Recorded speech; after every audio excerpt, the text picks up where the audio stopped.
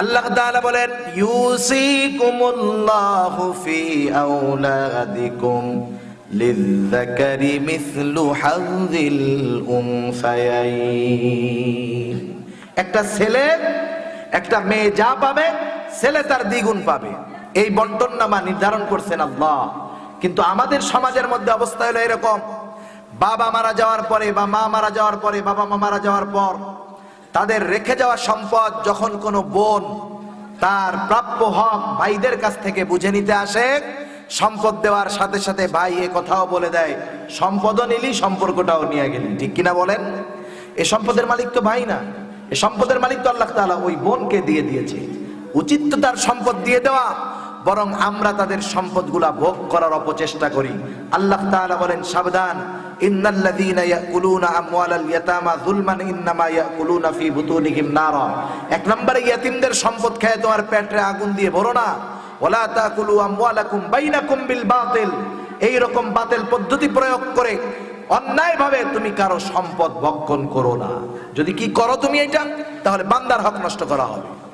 আর কিয়ামতের ময়দানে সবচাইতে মুসিবতের মধ্যে পড়ে যাবে যারা বান্দার হক নষ্ট করেছে।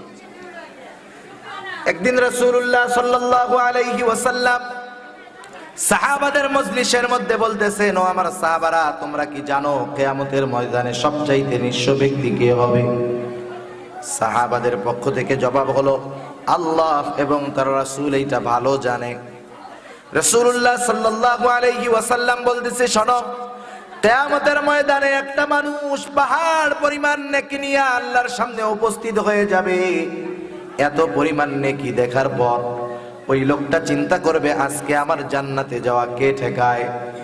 ওই লোকটা আল্লাহ তাআলার আদেশের অপেক্ষায় অপেক্ষমান থাকবে। আল্লাহ আদেশ দিলেই জান্নাতে চলে যাবে।